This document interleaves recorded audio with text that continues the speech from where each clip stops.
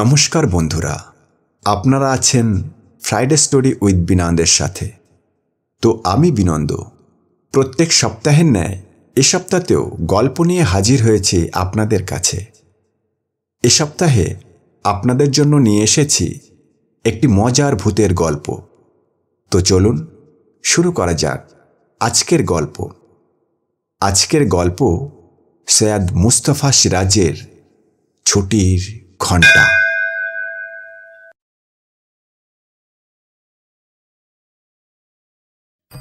আমাদের ছেলেবেলায় পাড়াগাঁয়ের প্রাইমারি স্কুলকে বলা হতো পাঠশালা, আর ক্লাসকে বলা হতো শ্রেণী। সব পাঠশালায় ক্লাস 4 পর্যন্ত থাকবে তার মানে নেই। আমি যে পাঠশালায় পড়তুম সেখানে ছিল শিশু শ্রেণী, প্রথম শ্রেণী আর দ্বিতীয় শ্রেণী। শিক্ষক মোটে একজন, তাকে বয়স্করা বলতেন নিশিং পণ্ডিত, আর আমরা বলতুম পণ্ডিত মশাই। নিশিং পণ্ডিতের এক দাদা ছিলেন, তার নাম গিরিজাবাবু। আড়ালে আমরা বলতুম গিজাংবাবু। মাটির ঘর আর খড়ের চালের পাঠশালার দাওয়ায় তালপাতার চাটাই পেতে শিশু শ্রেণীর বাচ্চারা স্বরে অ স্বরে আ বলে বেদম চাচিত। খুঁটিতে হেলান দিয়ে পিঁড়ির উপরে বসে নিশিং পণ্ডিত নিমডালের ছিপটা তুলে বলতেন, আরো জোরে, আরো জোরে। আমরা প্রাণপণে চেঁচিয়ে পড়া মুখস্থ করতুম। তারপরে এসে পড়তেন গিজাবাবু, লম্বা ঢ্যাঙা গড়নের মানুষ। খালি গায়ে ছেঁড়া খোঁড়া একটা নোংরা পইতে পেঁচানো থাকত। মাথার পেছনে খাড়া এক টিকি, গলায় তুলসী কাঠের মালা, পায়ে খড়ম আর হাতে হুঁকো। একটু তফাতে বসে ভুড় ভুড় শব্দে হুঁকো টানতেন। তামাকের গন্ধটা ছিল ভারী মিঠে।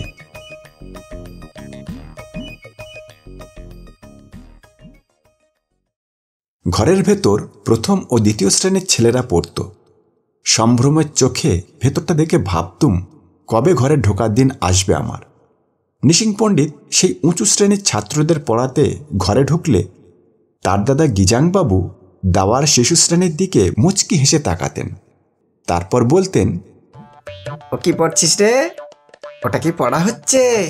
নেপড়, সরে অ সরে আ, বাড়ি গিয়ে মুড়ি খা। হ্রস্বই দীর্ঘই আমি হুঁকো খাচ্ছি। হ্রস্ব দীর্ঘ এর নাম তামাকু।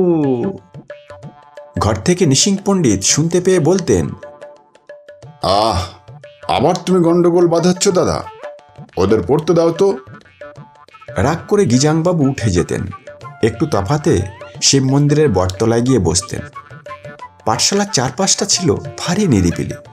নিম গাছের জঙ্গল, আমবাগান, একটা পুকুর, তার পাড়ে এক জরাজীর্ণ মন্দির। মন্দিরের পাশ দিয়ে এক ফালি রাস্তা ধরে আমি একা বাড়ি ফিরে যেতুম, কারণ ওটাই ছিল আমার শর্টকাট রাস্তা। ফেরার সময় মন্দিরের কাছে কোনোদিন দেখা হয়ে যেত গিজাংবাবুর সঙ্গে। লোকটিকে আমার ভালোই লাগতো। ঠিক করে হেসে বলতেন, কি খোকা, কোন শ্রেণীতে পড়ো? তৃতীয় শ্রেণী। অর্থাৎ শিশু শ্রেণী। অমনি হাসতে হাসতে গড়িয়ে পড়তেন গিজাংবাবু। হুঁকোর জলও গড়িয়ে পড়ত। সামলে নিয়ে বলতেন, তৃতীয় শ্রেণী। ও খোকা, বাড়ি গিয়ে মায়ের কোলে বসে দুধু ভাতু খাও গে।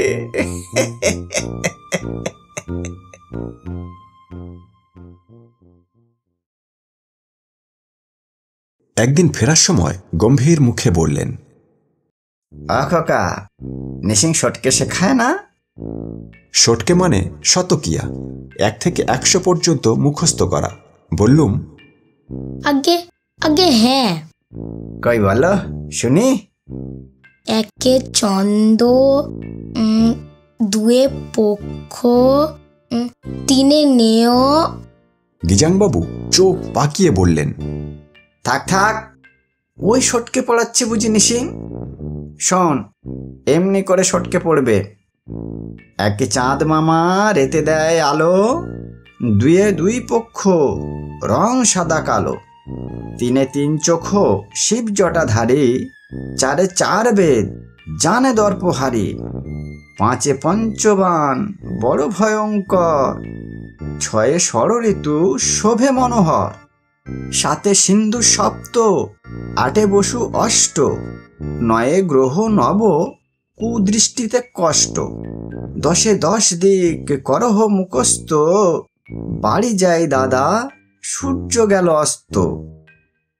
এখন বুঝতে পারি গিজাংবাবুর পদ্য রচনার ক্ষমতা ছিল। এতটুকুন বয়সে তার ছড়ার সুরে এসব আওড়ানো শুনে ভক্তি জাগত। কোনো দিন ডেকে বলতেন, খোকা, পণ্ডিত তোমায় আকার পড়িয়েছে তো? বলো দেখি, কাক বানান কি? কাক বানান ক, ক, কয়কার। বানান শুনে হেসে বলতেন,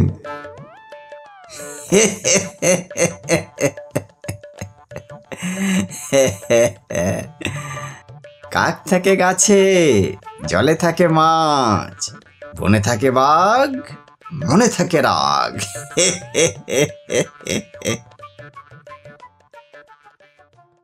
পাঠশালায় ছুটির ঘণ্টা নিশিং পণ্ডিত নিজেই বাজাতেন। ওটা নাকি পুরো শিব মন্দিরেরই পুজোর ঘণ্টা। চৈত্রের সংক্রান্তিতে মন্দিরে পুজো হতো। বছরের এই একটা দিনের ঘণ্টা, সেই দিন ঘণ্টার দরকার হতো মন্দিরে। নিশিং পণ্ডিত নিজেই পূজারী, তাই ঘণ্টাটা তার কাছেই থাকতো সারা বছর। গ্রীষ্মের ছুটির পরে একদিন হঠাৎ নিশিং পণ্ডিতের ঘণ্টাটা গেল চুরি। মনমরা হয়ে পণ্ডিত মশাই মুখেই ছুটি ঘোষণা করলেন। কিন্তু যেই পাঠশালা থেকে ছেলেরা হৈ হৈ করে বেরিয়েছে, অমনি পুকুর পাড়ে জঙ্গলের ভেতর মন্দিরের ওখানে কোথায় ঘণ্টার শব্দ শোনা গেল, ঢং টং ঢং। নিশিং পণ্ডিত লাফিয়ে উঠে চেঁচালেন, ধরো ধরো, পাকড়ো। তারপর মন্দিরের দিকে দৌড়তে শুরু করলেন। পাঠশালার সর্দার পোডরা মন্দিরের দিকে দৌড়তে শুরু করলেন। পাঠশালার সর্দার পোডরা ছিল বাবুল নামে একটা ছেলে। সে বয়সেও সব ছেলের বড়। তাকে পণ্ডিত মশাইয়ের পেছনে পেছনে ছুটতে দেখে আমরাও দৌড়লুম। মন্দিরের ওখানে গিয়ে পণ্ডিত মশাই বললেন, খুঁজে দেখ, এখানেই কোথাও লুকিয়ে আছে। আমরা সবাই জঙ্গল তন্ন তন্ন খুঁজে ঘণ্টা চোর বা ঘণ্টার পাত্তা পেলুম না। শেষে হতাশ মুখে নিশিং পণ্ডিত বললেন, যাগ্গে, ওটা আর পাওয়া যাবে না।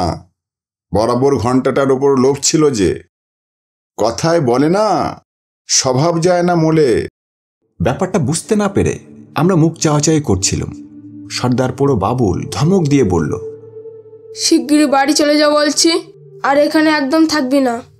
সেদিনও ব্যাপারটা বুঝতে পারেনি। পরদিন কানাকানিতে টের পেলুম গিজাংবাবুই নাকি ঘণ্টাটা চুরি করে পালিয়েছেন। তাই আর তাকে গ্রীষ্মের ছুটির পর থেকে পাঠশালার আনাচে কানাচেও দেখা যাচ্ছে না। কিন্তু মন্দিরের কাছ দিয়ে আস্তে আস্তে তামাকের গন্ধ পাই। তাও তো সত্যি। নিশ্চয়ই তাহলে জঙ্গলে লুকিয়ে তামাক খান গিজাংবাবু। তারপর প্রতিদিন বিকেলে বেশ মজার কাণ্ড শুরু হলো। তখনও ছুটির সময় হয়নি, পড়াশুনো খুব জমে উঠেছে। হঠাৎ কোথাও ঘণ্টাটা বেজে ওঠে, ঢং ঢং করে। অমনি অভ্যাসে পাঠশালা থেকে ছেলেরা হৈ হৈ করে বেরিয়ে পড়ে। নিশিং পণ্ডিত আর বাবুল ছিপটি তুলে সবাইকে আবার ফিরিয়ে নিয়ে আসেন। কান ধরে সবাইকে বাকি সময়টা দাঁড়িয়ে সটকে আওড়াতে হয়। প্রতিদিন এই কাণ্ড। বিকেল 4টে বাজলে ছুটির সময় নিশিং পণ্ডিত পকেট ঘড়ি বের করে আধ ঘন্টা আগে থেকে সবাইকে সতর্ক করে দেন, খবরদার, দোকানে আঙুল গুঁজে পড়া মুখস্থ করো। তাই শুনে আমরা সবাই দোকানে আঙুল ঢুকিয়ে রাখি। কিন্তু ঘণ্টাটা ঠিকই বাজে। অনেকক্ষণ ধরে বেজে তারপর থেমে যায়, যেন হতাশভাবেই। দিন কতক পরে মন্দিরের পথে বিকেলে বাড়ি ফিরছি একা। হঠাৎ দেখি মন্দিরের এক পাশে বসে আছেন গিজাংবাবু, হুঁকো টানছেন। পাশে ঘণ্টাটা রাখা আছে, মুখটা গম্ভীর। চলে আসবো কিংবা ফিরে গিয়ে পণ্ডিত মশাইকে খোঁজ দেব তাই ভাবছি। তখন একটু হেসে বললেন, কি খোকা, কেমন পড়াশোনা চলছে? কি বানান পড়াচ্ছে নিশিং? বললুম, দীর্ঘ উকার। হুঁকো নামিয়ে রেখে গিজাংবাবু বললেন, কেবল দেখি, ভূত বানান কি? ভয়ে দীর্ঘ উকার তো ভূত। কি বললে? ভয়ে দীর্ঘ উকার? এ ভয়ই বটে, ভয়ের সঙ্গে ভূতের সম্পর্ক আছে যে। তা অখোকা, ভূত কখনো দেখেছ? বিকেল পড়ে এসেছে। গাছপালার ভিতর পুরনো মন্দির, গা ছমছম করে। একটু ভয় হলো। বললুম, আজ্ঞে না। ভয়ে দীর্ঘকার আছে বটে, ভূতকে ভয় পাবার কিছু নেই। গিজাংবাবু মিটিমিটি হেসে বললেন, ভূত মানুষের মতোই দেখতে, হুঁকো খায়। কথায় বলে না, অভ্যাস যায় না মোলে। আমার অভ্যাস যায়নি, হুঁকো এখনো খায়। আর এই ঘন্টাটার উপর বড্ড লোভ ছিল। কেন জানো?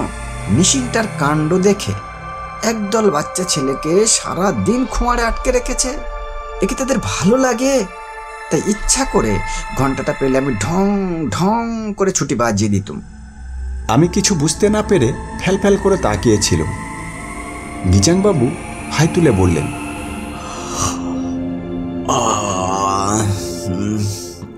বাড়ি যাও খোকা, আমি একটু ঘুমিয়ে নেই।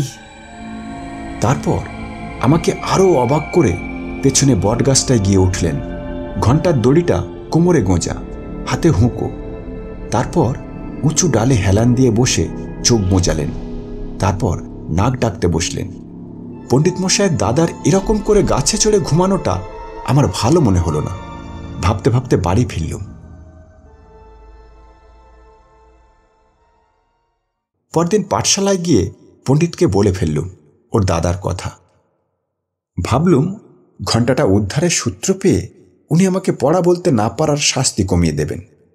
কিন্তু শোনা মাত্র খাপ্পা হয়ে নিশিং পণ্ডিত গর্জালেন, কান ধরে দাঁড়া হতো ছাড়া। অবাবুল, এই বয়সে কি জলজান্ত মিথ্যে বলতে শিখেছে শুনছিস? বাবুল ভেতর থেকে গম্ভীর স্বরে বলল, 2 ঘা ছিপটি। আমি আঁতকে উঠে কেঁদে ফেললুম। বললুম,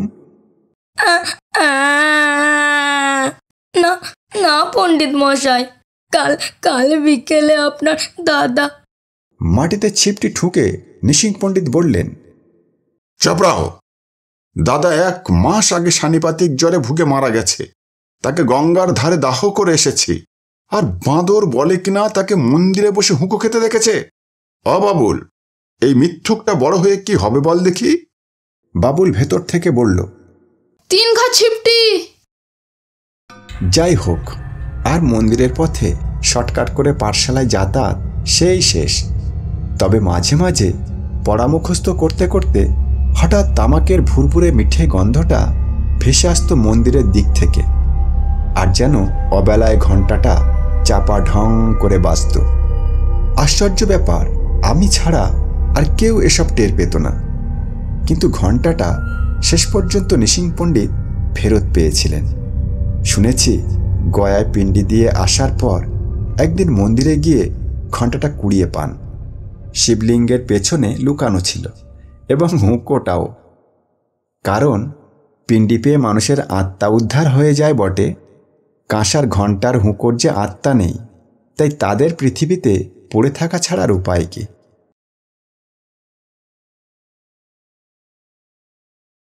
তো বন্ধুরা, আজ এই পর্যন্ত। আবার আগামী সপ্তাহে এইরকমই গল্প নিয়ে উপস্থিত হব আপনাদের কাছে। নমস্কার।